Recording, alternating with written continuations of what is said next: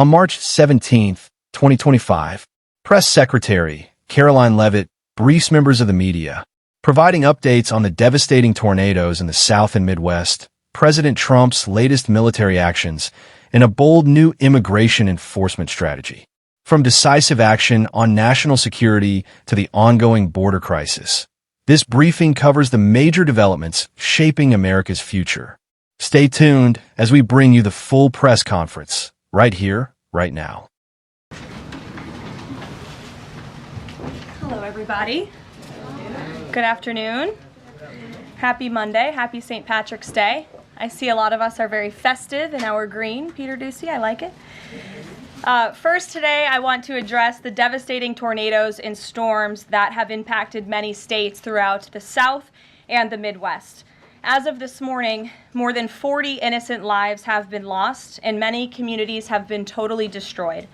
The president has been actively monitoring the situation, and the Trump administration is engaged with governors and local officials to restore affected communities and livelihoods. Everyone impacted is in our prayers, and President Trump is fully prepared to assist state and local officials as they recover from the horrific damage. The president has had a very busy weekend, making our country and the world a much safer place.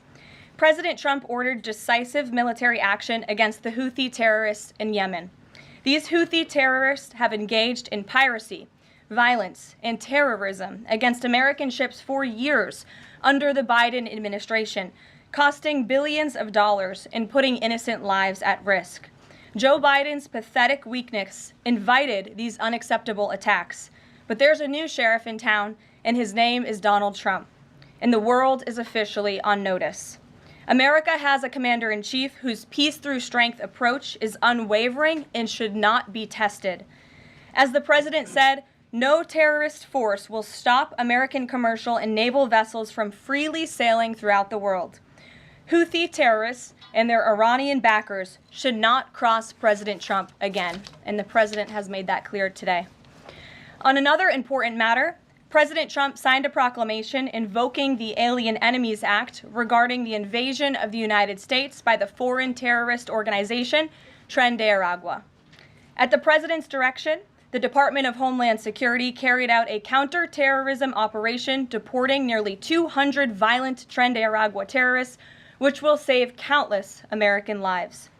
Thanks to the great work of the Department of State, these heinous monsters were extracted and removed to El Salvador, where they will no longer be able to pose any threats to the American public. Tren de Aragua is one of the most ruthless terrorist gangs in the world, and they are responsible for some of the most heinous crimes that have occurred in our nation's history in recent years, including the savage murders of beautiful Laken Riley and Jocelyn Nungray. President Trump promised Laken and Jocelyn's families during his campaign that he would demand justice for their beautiful girls, and that's exactly what he did. As the president acknowledged during his inaugural address on January 20th, he pledged to invoke this act, and he has no higher responsibility than to defend our country from threats and invasions. President Trump will continue his historic efforts to seal the border and prevent these illegal invaders from coming here in the first place. As the New York Times is acknowledged over the weekend, President Trump's policies are working. Here's how the Times summed it up. Illegal crossings at the U.S.-Mexico border are down to their lowest level in decades. Once crowded migrant shelters are empty. Instead of heading north, people stranded in Mexico are starting to return home in bigger numbers. The border is almost unrecognizable from just a couple of years ago, when hundreds of thousands of people from around the world were crossing into the United States every month in scenes of chaos and upheaval. This is the Trump effect in action. And again, those are the words from the New York Times. We didn't need a border security bill. We just needed President Trump. All of these actions taken together are contributing to a wave of optimism about the direction of our great country. According to brand new polling from NBC News, more registered voters say the United States is heading in the right direction than at any point since early 2004. Americans support President Trump's common sense approach that's getting our country back on track in record time. Meanwhile, the president's critics can't say the same. That same new NBC poll also found that the Democrat Party has reached an all-time low in popularity. It turns out when you let your hatred of President Trump get in the way of doing what is best for America, the people reject you. Who would have thought? Joining us today in our new media seat is Kelly Meyer. She is a White House correspondent with News Nation. News Nation started in 2021 and is one of America's fastest growing cable news networks with a focus on news for all of America. It's part of a larger ecosystem, Nexstar, which is home to News Nation, the political website The Hill, the broadcast network The CW, and local Nexstar stations. With that, kick us off, please, Kelly. Thank you, Karoline. What do you say to Americans who want safe streets but are concerned due process is being violated? The president is using every lever of his executive authority and his constitutional authority within the bounds of the immigration laws of our country to ensure that our streets are safer for law-abiding American citizens. And this administration is focused on detaining, arresting, and deporting illegal criminal aliens. And as you saw this past weekend, the president used his authority under the Alien Enemies Act to deport foreign terrorists. Tren de Aragua is now a designated foreign terrorist organization. And as I said, there were nearly 200 Tren de Aragua members who were sent to El Salvador this weekend. Countless lives will be saved because of this action. And if you talk to the families, the Angel families, as I mentioned, Blake and Riley and Jocelyn Nungray, they understand the grave cost of life at the hands of these illegal terrorists. And the president is proud to deliver on that promise for them. And just to follow up on that, this will be challenged later today in the courts. Does the president, does this allow him to defy the court order without having this the checks and balances and the separation of power? No. In fact, this administration acted within the confines of the law, again, within the president's constitutional authority and under the authority granted to him under the Alien Enemies Act. We are quite confident in that, and we are wholly confident that we are going to win this case in court. Peter. Thank you, Caroline. If you guys can't send 200 Tren de Aragua terrorists at a time to El Salvador, where are you going to send them instead? It's a very good question. You'd have to ask the courts and the people on the left who are trying to fight this administration for doing the business that this president sought out to do, which is to deport these foreign terrorists. And we're very grateful to President Bukele and to El Salvador for accepting these heinous monsters where they will face justice. And if these guys are terrorists at war with the United States, is President Trump considering anything more lethal to address them than just sticking them on a plane somewhere else? Well, it sounded like you had a little bit of curiosity in the premise of your question, so I want to address it. These are designated foreign terrorists. The president signed a proclamation on February 20th, 2025, designating TDA as a foreign terrorist organization that was in consultation with the Attorney General and the Secretary of Treasury. That was pursuant to 8 U.S. Code 1189. The president has the right to do that. And I think nobody would argue that Tren de Aragua should be designated a foreign terrorist organization. If you want to have that argument, I'm happy to do it. These are heinous monsters, rapists, murderers, kidnappers, sexual assaulters, predators who have no right to be in this country, and they must be held accountable. And something different. There is now a member of the European Parliament from France who does not think the U.S. represents the values of the Statue of Liberty anymore. They want the Statue of Liberty back. So is President Trump going to send the Statue of Liberty back to France? Absolutely not. And my advice to that unnamed low-level French politician would be to remind them that it's only because of the United States of America that the French are not speaking German right now. So they should be very grateful to our great country. Kelly. Is the administration prepared to give the court what it wants in terms of the time of the flights that departed, that went to El Salvador, and some of those details that the judge is asking for in trying to determine the timing? Clearly, the 5 named individuals were not deported. That's right. In compliance. But looking more broadly, wanting to know about the timing of flights and so forth, because the verbal order did say turn around the flights if there's an issue. So is the administration prepared to provide that information? I'm prepared to provide provide it right now. All of the planes that were subject to the written order, the judge's written order, took off before the order was entered in the courtroom on Saturday. And the administration will, of course, be happily answering all of those questions that the judge poses in court later today. And for people who have due process questions about making certain that there wasn't anyone who was swept up who did not meet the criteria that you laid out, is there a way for the administration to provide more detail about how that was determined, who the individuals were that met this deportation order? Yes, I can assure the American people that Customs and Border Patrol and ICE and the Department of Homeland Security are sure about the identities of the individuals who were on these planes and the threat that they pose to our homeland. They take this incredibly seriously. They are putting their lives on the line to deport these designated terrorists from our country, and they should be trusted to do that. And that's exactly what the American people elected this president to do.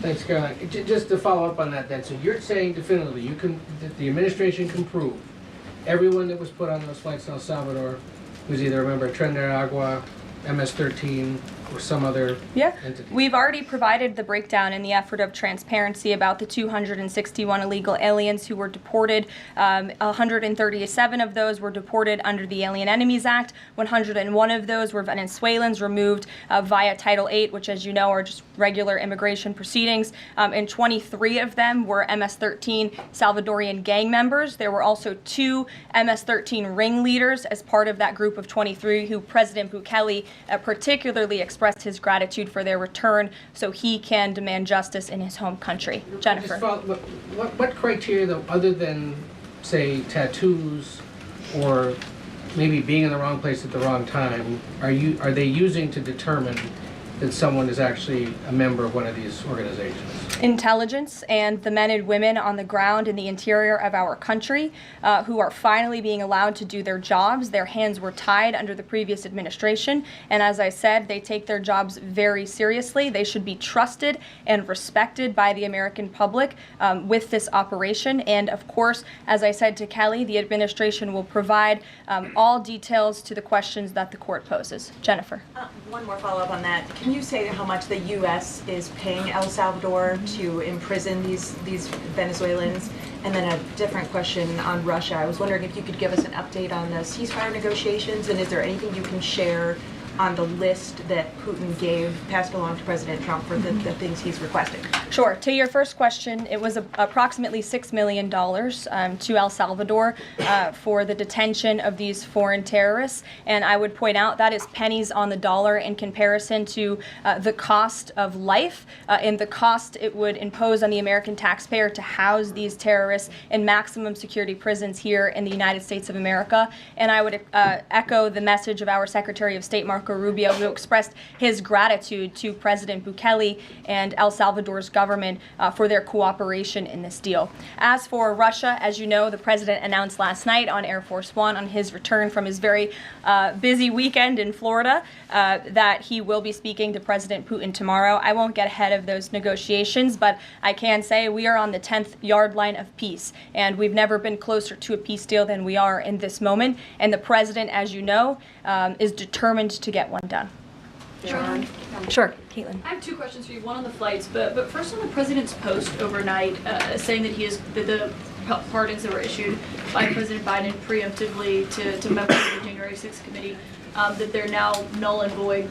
Have attorneys here at the White House told President Trump that he has the legal authority to undo a pardon simply because it was signed by auto pen, as he said?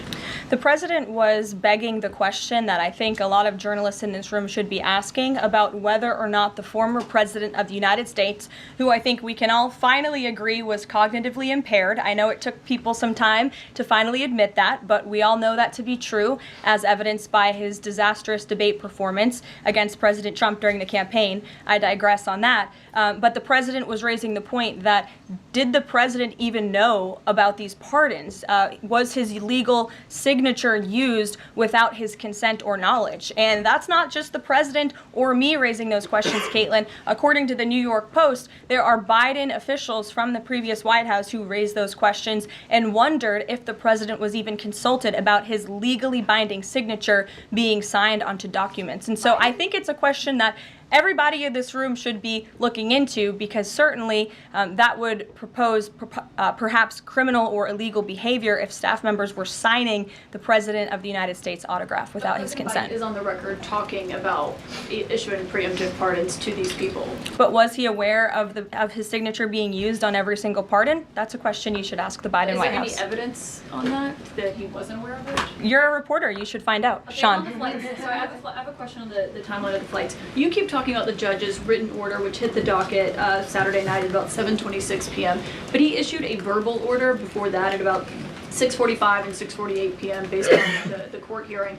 A verbal order from the bench. Does the White House feel the need to comply with a verbal order from this judge? Again, as I said, all of the planes subject to the written order of this judge departed U.S. soil, U.S. territory before the judge's written order. But what about the verbal order, which of course carries the same legal weight as a written order, and said for the planes to turn around if they were Well, in the air? there's actually questions about whether a verbal order carries the same weight as a legal order, as a written order, and our lawyers are determined to ask and answer those questions in court. Sean. Hey, so on Friday, the president suggested at length that it should be illegal to criticize judges, but he has repeatedly criticized judges who rule against him, and Elon Musk is calling for impeachment of judges who have opposed the administration. So how are those two things not in conflict? I have not heard the president talk about impeaching judges. I know you mentioned Mr. Musk's tweet, but I have not heard the president of the United States ask that. Mary.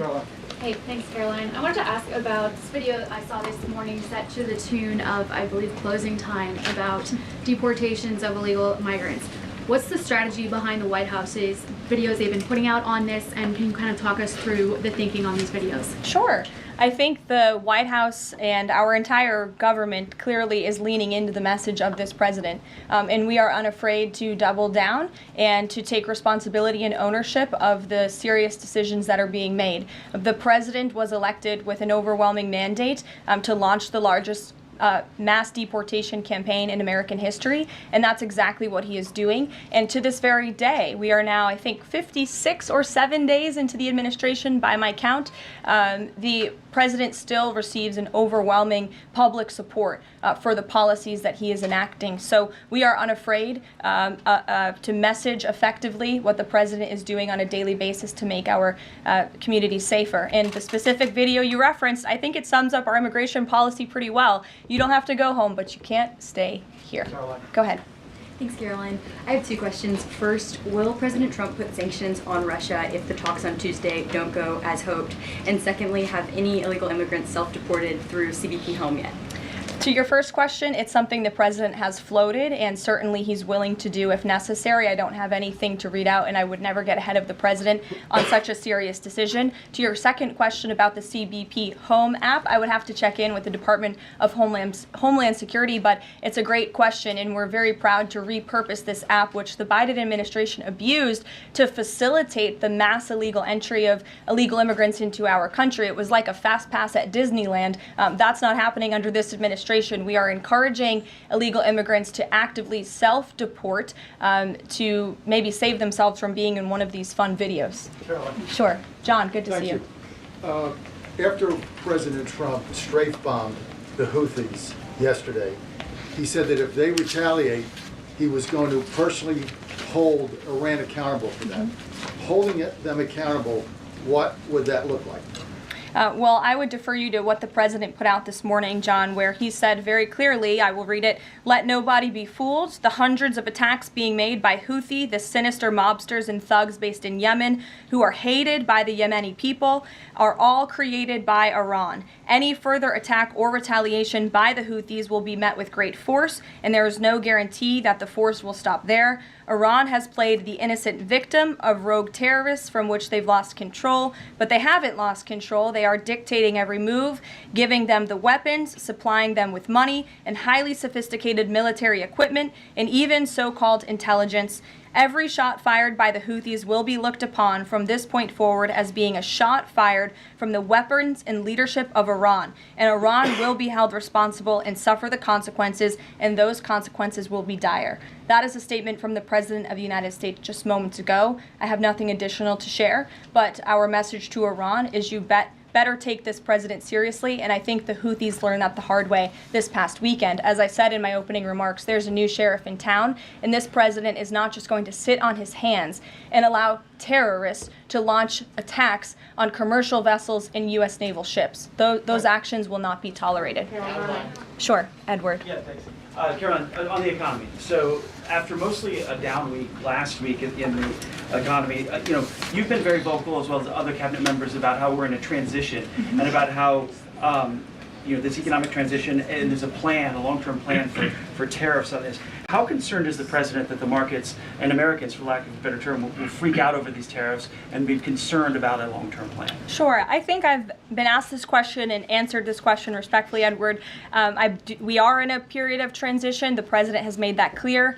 He also has made his belief in tariffs and what they will do for our great country clear, restoring wealth back to our country. And if you look at the president's first-term economic formula, massive deregulation, tax cuts, lowering the cost of living with an energy boom, which the American people can expect soon. Wall Street and Main Street should both be assured by what President Trump did in his first term. It's the exact same formula. In fact, I would argue it's even better this time around. And if you look at some of the economic indicators in the last week, the latest CPI report last week beat expectations. Inflation is cooling. Core inflation dropped for the first time in 4 months. The national average of the price of gas is down 42 cents from 1 year ago. And there was also a new report out this morning about wholesale egg prices. They continue to fall. A dozen eggs are now $3.10 cheaper since January 24th. First, that's a 47% decrease overall. So I think the American people do have great reason to be optimistic about this economy. And as I've said repeatedly, it continues to be true. The administration has a whole of government effort to fix the economic mess created by Biden. So the president's pointed to that April 2nd tariff deadline, so to speak. Is the tariff back and forth sort of done now? We're just all looking towards April 2nd?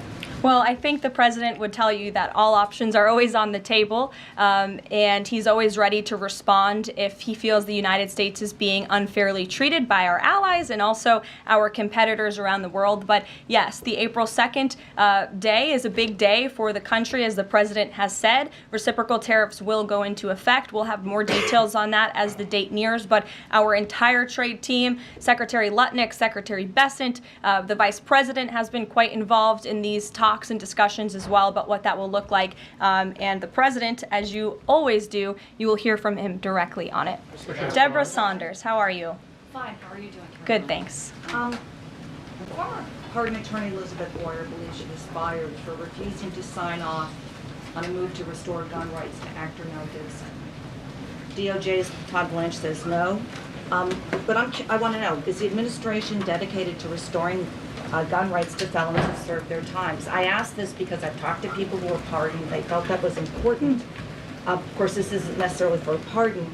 What is the president's thinking on this issue? Sure. After you've served your sentence, should you have gun rights? It's an important question. It is one I have not spoken to the president about on his views, but I will take it to him this afternoon. I will tell him you asked, and we will get you an answer. You're welcome. Jonathan. Thanks a lot, Caroline. A question for you regarding the administration complying with judges' orders. I want to ask about an administration spokesperson who's the border czar, Tom Homan. He was on Fox News. We love Tom Homan. And he was talking about the deportations, and he said the following. He said, "We're not stopping. I don't care what the judges think," which seems to me, just reading that, that you don't care what orders come from the federal bench. Is that the case? Can you clarify that, please? Well, I think since you just quoted Tom, I'll quote Tom. He said, "I don't care what the judges think, but I can assure you that the administration is complying with the court order." And as I've said repeatedly from this podium, all of the flights that were subject to the judge's written order departed before the written order, and we are prepared to make that case in court later this afternoon. Reagan. And then if I could, on Russia, the president, as you pointed out, Caroline, made some remarks on Air Force One coming back from Florida, and he seemed to indicate that the conversation tomorrow concerns essentially dividing up assets, dividing up territory associated with the war in Ukraine. Has President Zelensky given President Trump that authority? Is that what is going to take place tomorrow? Well, as you know, the president and his entire national security team have been engaged directly with President Zelensky and the Ukrainian team, and that has been part of the discussion between the president's team and the Ukrainians. As for where those lines will be drawn or any specifics, I am not going to get into that from this podium. It would be unwise for me to get ahead of the president's call with President Putin tomorrow. But again, I can assure you, in the effort of transparency, as this president always does, you will hear from him or one of us directly after that phone call tomorrow. Reagan. Thank you, Caroline. There's a lot of focus on the judicial branch right now. The president has about 40 judicial appointments that he could make at this moment. Do you have an update on what the timeline would look like for those judicial appointments? And does the president have a list of potential nominees that he's vetting? I do not have an update on a timeline, nor do I have a list, but I can certainly have our team gather that for you and provide it. You're welcome. Sure. Go ahead. Thank you, Caroline. Sure. Thank you, Caroline. Go So ahead. the president is visiting the Kennedy Center this afternoon to He attend is. a board meeting. A question about what happened a few weeks ago. The Kennedy Center got bomb threats targeting a performance by Shingyun Performing Arts, which is an American company showcasing China before communism. This company has been targeted, unfortunately, by the CCP for years. I'm wondering if this administration has a response to this, and also as the president is putting an emphasis on arts and culture, what's the administration's message to potentially foreign state actors who are trying to disrupt that in the U.S.? Don't disrupt it. This administration will take that very seriously and hold you accountable. We obviously condemn any violence or threats of violence against American institutions. And the president will be traveling to the Kennedy Center later this afternoon. I look forward to going with him. As you know, he is now the chairman of the board of the Kennedy Center, where he hopes to restore arts and culture that embrace American tradition, don't disparage it, as we have unfortunately seen over the past several years. The president will be doing a tour of the center. In his business developer mind, I'm sure he will make some recommendations on how the center itself can be improved, but also we'll be discussing perhaps some future plays and musicals and theatrical programs that the center will be hosting under his new leadership and the board's new leadership. Daniel. Will the president be discussing with Putin tomorrow the future of Volodymyr Zelensky? Sort of a follow-up to John's question. Again, I've been asked and answered this question now. I'm not going to get ahead of the president's discussion tomorrow, but after the phone call takes place, I can certainly provide a readout. Daniel. Caroline, thank you so much. You mentioned earlier in the briefing that you guys are at the 10-yard line of peace. Given the amount of progress that you've made in such a short amount of time, is that an indictment of the previous administration's foreign policy stance, and is it just more proof that you need to talk to people to sort of get things done? I think so. I think the previous administration is the reason this war began. As President Trump often says, this war would have never started if he were still in office. It only started because of the incompetence and the weakness of the previous administration. And President Trump is very proud of the progress that he and his team have made in such a short amount of time. And hopefully tomorrow that progress will move forward. Sure. Thanks. There have been some media reports just in the last few hours that the administration has decided to withdraw from the International Center for the Prosecution of the Crime of Aggression against Ukraine, which is designed to hold Putin accountable for war crimes. Are you able to confirm that? And if that has occurred, why has that occurred? I'm not able to confirm it because I have not heard that. I will caution, I know there have been many inaccurate and misleading reports from Reuters lately, so I would caution anybody taking that seriously, but I can check in and get back to you. Rachel. Thanks, Caroline. Is it the president's belief that the Justice Department should be investigating members of the January 6th Select Committee? Is he directing the DOJ to do that? As the president made it very clear in his address on Friday, I believe some of you were there, I was there, he made his vision for what he would like to see of the Department of Justice very clear, but he said that he has appointed great people in Attorney General Pam Bondi and also in our FBI Director Kash Patel to do what they think is best for our justice system and to stop the weaponization of justice that we saw under the previous administration against not just President Trump but his supporters as well. We want to restore the Department of Justice to an institution that focuses on fighting law and order and crime and putting real criminals behind bars, not targeting Americans because of their religion or their political speech. We saw that under the previous administration, and it's unacceptable to this president. And just to follow up really quickly on just Homan's comments from earlier, a few weeks ago in the Oval Office, the president said he will always abide by the courts. We heard what Tom Homan said earlier today. So I'm only asking just to be clear for the American people. It is the administration's belief that they will that you feel like you are bound to comply by the judge's orders? We are complying with the judge's orders. Question on the storm. Sure.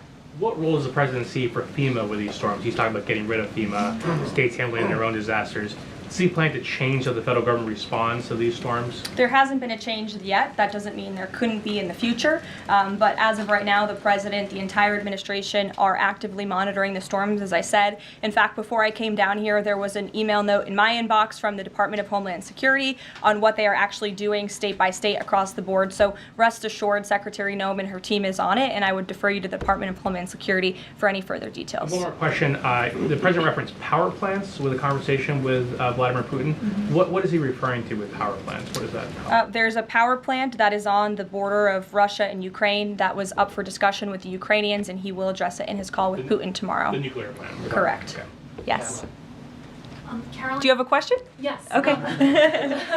I wanted to ask you if you would be releasing more granular data about the people who were sent to El Salvador this week. Particularly, will you be releasing their names? I don't believe so because of the privacy concerns at this point in time. That doesn't mean we won't eventually. I would defer you to the Department of Homeland Security for more details on the individuals on the flights, but we have been incredibly transparent in giving you the breakdown of the numbers and also some of the crimes committed by these heinous criminals and individuals: kidnapping, sexual abuse of a child, robbery, aggravated assault on a police officer. I would remind everybody in this room that Tren de Aragua is a foreign terrorist organization operating within the United States of America because the previous administration allowed them to invade our country. These are monsters who tortured, raped, and murdered a 12-year-old Jocelyn Nungre. They murdered 22-year-old nursing student Laken Riley. They led a multi-state sex trafficking operation involving smuggling women into the United States, holding them in stash houses in Louisiana, Florida, New Jersey, Texas, and Virginia, and forcing them into prostitution. They kidnapped and murdered a 33-year-old woman in Texas. They sexually and physically assaulted a woman and her daughter in Wisconsin. They conducted a mass shooting in Illinois. They peddled untraceable ghost guns across New York City, took over an Aurora, Colorado apartment complex where they kidnapped and tortured victims. And by the way, many of you in the mainstream media said that didn't happen. It turned out that it did. And because of the effective immigration policies of this administration, those foreign terrorists were detained and they are no longer operating on American soil, and we have President Trump to thank for that. We'll see you guys later at the Kennedy Center. Thanks so much. Thanks, Caroline.